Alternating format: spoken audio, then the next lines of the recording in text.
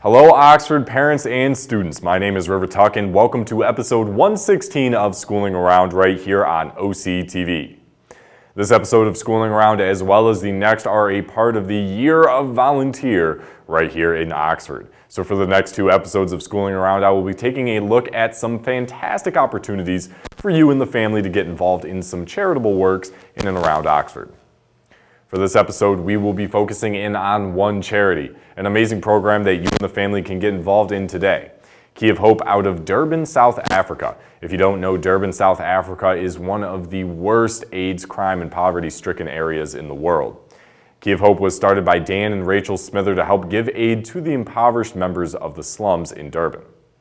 Myself and Terry Stiles, our production manager here at OCTV, headed out to Camp Echo Grove in Leonard to speak with Dan and Rachel Smither, as well as the Key of Hope Choir, who are currently on tour here in the U.S. Just before we take a look at those interviews, I'd first like you to take a look at the interview that started this all. Just a few weeks ago, Terry Stiles, our production manager, spoke with Dustin McClellan, the partnership coordinator for Key of Hope, and Mike Dare, a township resident involved with the program. So don't let me tell you the story of Key of Hope any longer. Hear it from those involved themselves. Incidences every day, trying to see, am I going to make it? Am I going to make it? Wow. But, you hit on something, Mike. You said that. I did? You did. I mean, you made one. I said, these kids are the happiest, Oh, gosh. most joyful, singing, celebrating. You can see that in their faces. And it really is a miracle that they have that much joy in the midst of everything they're going through. Yeah. And for us guys to just be a small part of that is, I know for me, it's incredible. It's certainly, it's almost like you wear it on your sleeve. You have their joy in your face. It changed your life being Yes. involved with them as Absolutely. well, right? Absolutely. I know that, I'm sure Well, you made an impact on them. How did it change your life? Just like Dustin was saying there, when I got back home, just as simple as going to the refrigerator. Refrigerator, and I think these kids, They can't pull out a gallon of milk for... No, right. here. Yeah. I'm just speaking to the audience. Yeah. Who has or has ever had a refrigerator in their house? Raise their hand, Yeah, right. Who's had an automobile? Who's had a furnace? Who's had it? I mean, down to the simplest of Shoes. things. Shoes. Yeah. These kids, but if you never had a pair of shoes and you never had a microwave oven, you probably don't know that you need one, right? That's true, So that's the only thing I can come up with in my mind, that they're just smiling and they're just the happiest. They don't know children. what they don't have. They don't know what they don't have. And sometimes don't we envy that? Well, I hope that our children are the generation of children that are coming up. I hope that they can see things like this, and they can see people like Dan and Rachel helping people. They don't have no social, they don't have any social programs, nothing to help them out with, We help the young girl go to university, and for 1 year, Peggy, my wife and I, and she did so well. She couldn't go because she's had a baby, and her sisters would take care of the baby. She just couldn't fund it. So we helped her out, Rachel, to do this for 1 year, but just like I told my children at college, you will get good grades, I will get reports, blah, blah, blah. Okay. She did so well that she got one of the only very, very few scholarships for the following year. Goodness. So, Well, you different put the motivation. challenge on these kids. Yeah, Right. And see what they can do. I'm sure they realize how lucky they are to have that opportunity, and that's a motivator. A lot of kids that don't have to work for or struggle for going to school. Right. How many times have you heard, oh, that poor kid dropped out because he just, wasn't into it. He wasn't doing well, and he wasn't. But kids that have to pay for their own way will do well. Exactly. No, you're 100% right. It's just an example, but it's a good, It's a great one. example of Because she how you said can to change me, one person's life with Right. that small deed. And it's not really small, I know what college tuition is, Sure. but in yeah, your and it's life, in it's the similar scope of your to here. life. I thought it would be, no, it's similar to here. Yeah, yeah. But Nawasi told me, who was the little girl, that she said, well, I hope that, and Peggy and I got to meet her when we went over. And she had already gotten a scholarship and back in school and gets great grades. Well, she's now going to be their bookkeeper, one of their top that's bookkeepers. fantastic. So, and when you come from an area that, I think that, memory serves me, I think no more than $10 a month most of these families live on. Now, she'll have a good job, but you know what she told me? She said, I just hope that because I was able to get this, and I worked so hard, and I was able to get this scholarship, that now instead of helping me next year, you won't have to. But maybe you could help one of the other children. Goodness. That's what we want. Excuse Well me? done, Any absolutely. Kleenexes around this place? Here, do this. Okay. Thank you to Dustin McClellan and Mike Dare for coming out and speaking with us and spreading the word of Key of Hope to us so we can now spread it to you. And with that, we can jump right into the first half of our adventure out to Camp Echo Grove, starting with Terry Stiles interviewing none other than the founders of Key of Hope, Dan and Rachel Smither.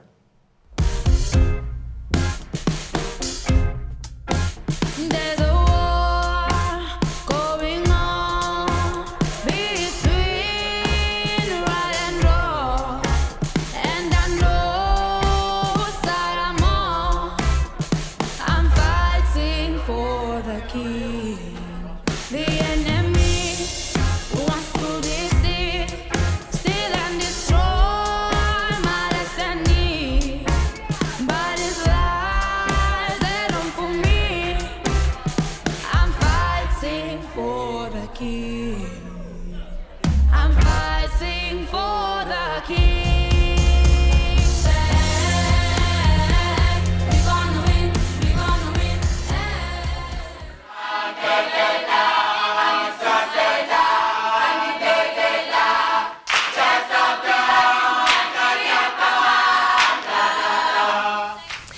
Hi, everybody. So I'm Terry Stiles. You know my face. Recently, you were able to watch a program, a special that we did about Key of Hope with Dustin McClellan and Mike Dare. And today I'm with the people that started it all. I'm with Dan and Rachel Smithers. And we're going to find out how and why they started this project to begin with. And then we're going to be able to talk to the students, the kids from the choir, which we got to see throughout the holiday season, and hopefully you'll be able to see more of them. First, Dan, I know this is a huge project, bringing the kids over here. This is not the first time you've done that, right? Yeah, this is actually our fourth choir tour. Our first one was in 2013, and then we did one in 2015 and 17, and now this is our fourth one. How does that happen? I know that's a huge project, but financially, how does that happen, and how do you coordinate all those kids on the same trip? Yeah, it's a huge undertaking. So we bring 25 of our kids over here. We actually are working with about 2,000 kids every single week in South Africa. But step one for us is getting them first into the choir.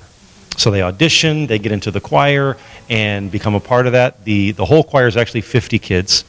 Then the next step is to get all their documentation, birth certificates, passports, visas, and that can take as long as 2 years to get some of that, because many of these kids are born and they don't have a birth certificate even, kind of completely off the grid. And so that's the next step.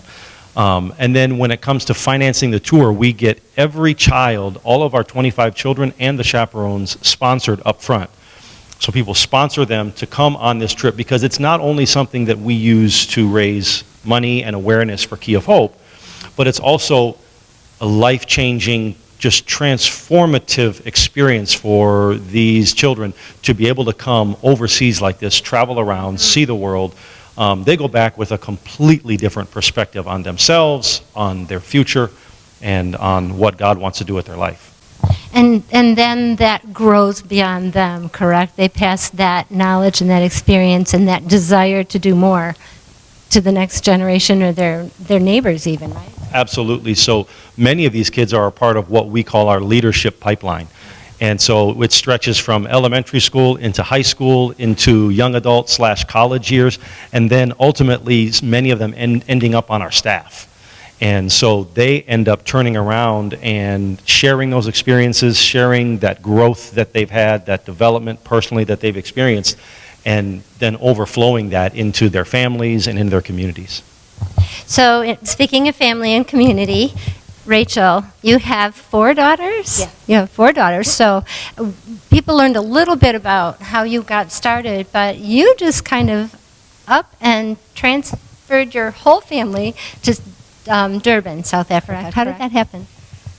Well, that happened, actually my husband and I were involved in a nonprofit organization for 10 years working with kids in kind of the inner city of Detroit. And after we were there for 10 years, just really believed that we needed to take what we had learned and go somewhere where kids were being affected and where other people were not reaching them yet and helping them. And so kind of through a process, my husband heard about the HIV/AIDS crisis in South Africa, and that's when that really began to, I guess, weigh heavy on our hearts, and we began to look at actually relocating there and just wanting to know what God would want us to do there to help children. And so we sold our house, we sold all of our furniture, we sold our vehicles, and whatever we couldn't sell, we gave away.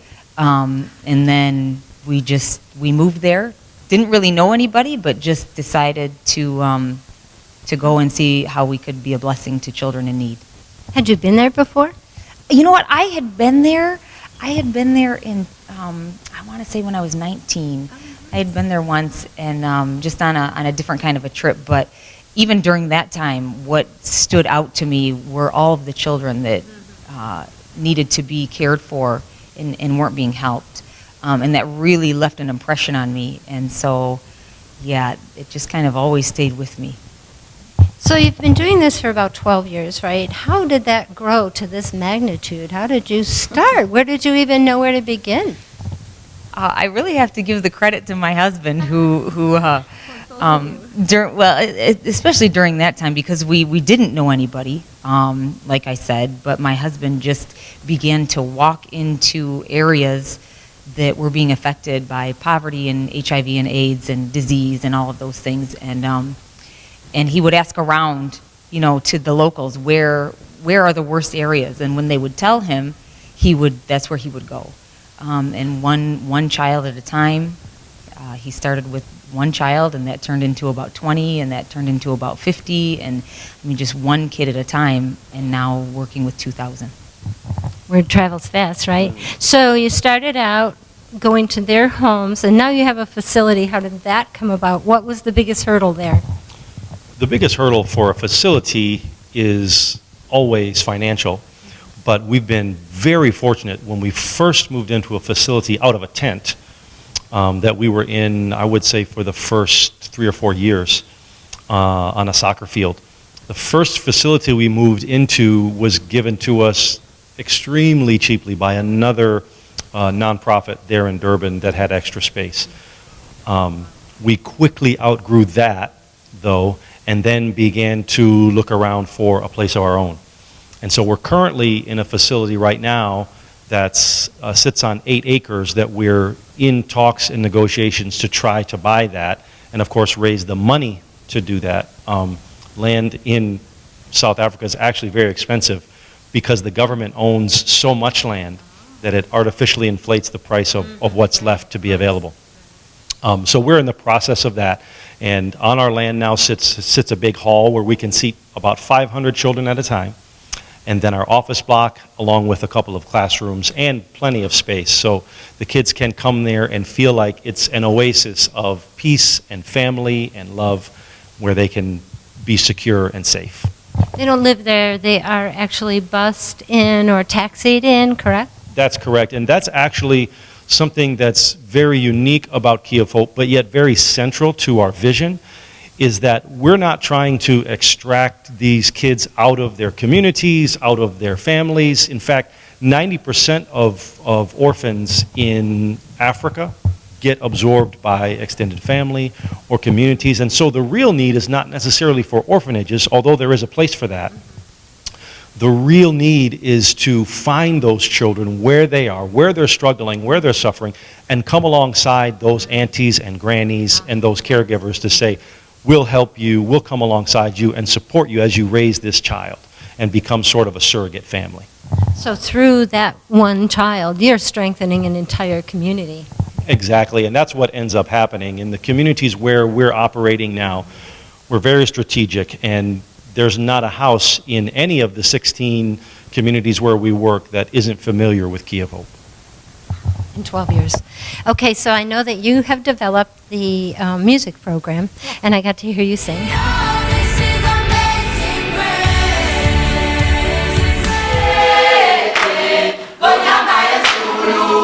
Jesu pilagim, Jesu pilagim, muyangim pamanda. There's a lot of programs in this at your organization. How did that happen? Because when I look on your website, it's just like page after page of great things you're doing for the children. How did you develop all that? Was it based out of need or knowing what they wanted? You know, I think it was developed out of the core value at Key of Hope that we are about long-term mentorship. That's really what our focus is finding ways to connect with kids and stay connected with them from childhood through their teenage years and into adulthood. And so finding programs and figuring out ways to help them on a level where they're going to receive it and accept it and enjoy it was important. And so obviously in Africa, you know, people think mostly about feeding. And so yes, we do that. But we also have sports programs and the music program and things like Dan mentioned earlier, getting birth certificates and after-school tutoring. And these are all ways that we find have been effective to not only be a blessing to the kids and help them, but to continue to walk with them all the way from childhood into adulthood. And that's really where those programs came from. I heard one of the children call you auntie or Dan uncle. I love that. It made me feel like I was in a big family as soon as we walked in here. Age group. Tell me what age groups you have, and is there any limit? Just like a family, there's not a limit. So we're working with kids literally before they're born, when mom is pregnant, and coming alongside, making sure they have access to nutrition and prenatal care, things like that, all the way through when they're born, through their preschool years. We operate a network of preschools/daycares that we work with, and then through elementary school, high school, young adult, we've got kids that we've been able to provide scholarships to go to college or university. Others are here in the U.S. as au pairs or doing internships, and then on into as they begin to get married and have their own children, to just walk with them through those experiences. Just like any family, you don't ever outgrow a family. Certainly the dynamic of your relationship with your parents changes over the years, but you're always still connected with them and walking through life. And the joy that I see in these children, and I see it in your faces as well. I can see that it's your family. It's amazing what you've done. How large is your staff? We have, in South Africa, there's about 25 of us, and then here in the States, there's 4 we're working. So let me get the word out for people that want to volunteer or want to connect with you. How do they do that? So step 1 would be go to the website and send out an email, which we will reply to, but there's different ways to get involved and a lot of different levels of involvement. So we are definitely open to that and would love to have people reach out to us if they want to get further involved. And what's your biggest need? Financially, right? Listen, finances are always a need, but people are a need too. And so going back to what I just said, that yes, finances always help, but we need manpower and people who will either assist here in the States in growing the network, or even would be willing to come to Key of Hope in Durban and do some type of internship or maybe a long-term type thing. But yeah, all of those things. All right, you heard that, so I will have all that information. Go to their website, and don't go away, because we're going to talk to the children next. Thank you, Terry, for the assist out at Camp Echo Grove, and thank you to Dan and Rachel for the insightful look into their adventure that has been Key of Hope. They've put in a lot of hard work, and so has the Key of Hope Choir, who's been on tour here in the U.S. and was able to set aside some time in their busy schedule to speak with me. First up, I had to ask, what had been any of the choir members' favorite memories so far in their tour to the U.S.? This is what one member had to say. I would say in U.S., my favorite part, we went to New York City and we went to Times Square, and it was awesome. So yeah, it was my first time, and I was always like dreaming about it, so I think my dream is coming true. As you can see, the choir doubles as an incredible worldview building experience for these children. Children who, because of the kindness shown to them through Key of Hope, will go on to be future leaders in the program and out in the world. Already, the Key of Hope program is staffed by many members of the Durban community who were helped by Key of Hope. That cycle of reciprocating gratitude continues in these choir members who are involved in many programs. When I asked how many members of the choir were part of the leadership program, almost everyone raised their hands. I then asked about some more programs, and here's what one member was involved in. I'm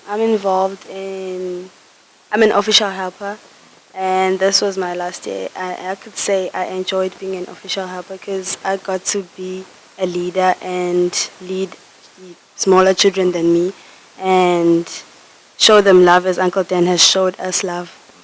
And how long have you been in the leader program? It's almost 5 years. 5 years. 5 years, and how has that changed throughout the 5 years? What has that taught you? It has taught me to think about others and put others first, and teach the children about what I have learned through Key of Hope. Yeah, and that's so important. That's what comes full circle. Continuing to build these programs has been a product of these Key of Hope members continuing to give back to the program. So with every person helped, they stand to help another. One of the biggest outreaches for this program to grow happens to be the Youth Nights event. This was a fan favorite when brought up with the choir members, so let's let one of them explain. It's praise and worship, and we play games, so it's like an icebreaker where everyone could feel welcomed and all this stuff. So we have worship and we share the word of God. We learn a lot of stuff at Unite. Yeah. And through that, you're able to bring more friends in and then get them involved in the program, get them feel a part of this family. And that helps bring your whole community, turn the whole community into a family. Yes. What has the choir specifically done for you with the community? Other people are able to come see you sing? It has showed me to acknowledge other people and to share stuff with other people, like memories. Yeah. Youth Nights gives the children of Key of Hope a way to bring in others from their community and really in a way invite them to the family. The program has grown so fast you might think it was easy, but Dan and Rachel have made it clear there were many obstacles to overcome. But thanks to the hard work and dedication from them and the supporting members of the Durban community, they were able to overcome and now visit almost 2,000 children at home every week. To show how deep that commitment to Key of Hope runs, here is one member of the choir who goes out and does home visits every week. He also shared with me how that connects to his dream. Home visits is one of the powerful source of Key of Hope, so it's where we get to visit kids around our areas to see how they are doing and how's life at homes. And how often do you do that? Every Thursday, every week. Okay. Wow, that's a lot. And is it a different family every time that you go to visit? Yeah, mostly if there are new kids coming around, so we have to visit all of them. Even if the same one, we also visit them. So we visit everyone. And what do you do on the visit? You go and check up on them and see what their needs are? Yeah, so kind of I'm an official helper, so there's a home visit leader, so he's the one who's going and talking to the parents. Then so I kind of assist him, making sure that when the kids follows him, and then my crowd control and stuff. Yeah, so I deal with that, and sometimes the parent will ask something, and then if he doesn't know, then I'll have to answer if I know. But then yeah, so it's we help each other back and forth. And what is the reward for you from that? Like it's an ability like to communicate with people. So like my dream is to become a lawyer. So like that like give me like a chance to like to know how people feel like and how like to communicate with people. And Key of Hope does many things, and as you can see, inspiring those they aid is one of them. Key of Hope has made a huge impact on these kids' lives and hope to one day make a difference all across Africa and one day the world. It is this bright outlook and this message of hope that has carried this program to what it is today. I asked the choir how has their personal outlook on the future changed because of Key of Hope. Out of school, and Uncle Dan told me like they will find me a school. It was like a college. I went there and I did paramedic and electricity and mechanical. There, it's when I saw I can do like a lot of things, being like in school and all. And then like I was not like thinking so straight. I was thinking to do like all sort of things like rapping, boxing. Like I was thinking to do a lot of things. And in going to college, that's where I saw like I can have a future. He paid me school fees, transport money. Sometimes he gave me carry some money to buy food in school. Yeah. And to follow, I had to ask, what is your mission going forward? Would that be? To serve God, to serve like the kids. I want like the kids to follow me. I want to set a good example at all times. Yeah. And this is a fantastic mission statement going forward and one that many of the other choir members shared. There's a tremendous amount more to be said about this terrific cause, but what can say it better than the choir song? Before we left, the choir gave us a live rendition of their song, Baleka. You've seen bits of it thus far, but now it's time for a longer look. Enjoy.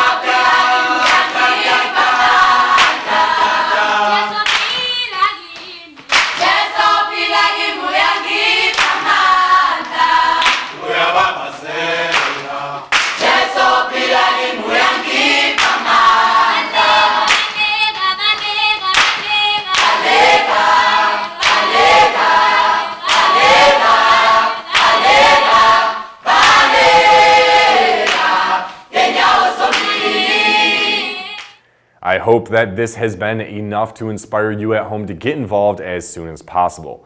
Like Dan and Rachel shared, the best way to reach them is to go to the Key of Hope website, which is keyofhope.org, and send them an email through that website. They will get back to you and can use the help in any way. Thank you for tuning in to Schooling Around here on OCTV. I hope you enjoyed this look at the Key of Hope program. On the next Schooling Around, we will be taking a look at some more charitable opportunities for you and the family in and around Oxford. I've been River Tuck for your Schooling Around and school news. Until next time, Oxford.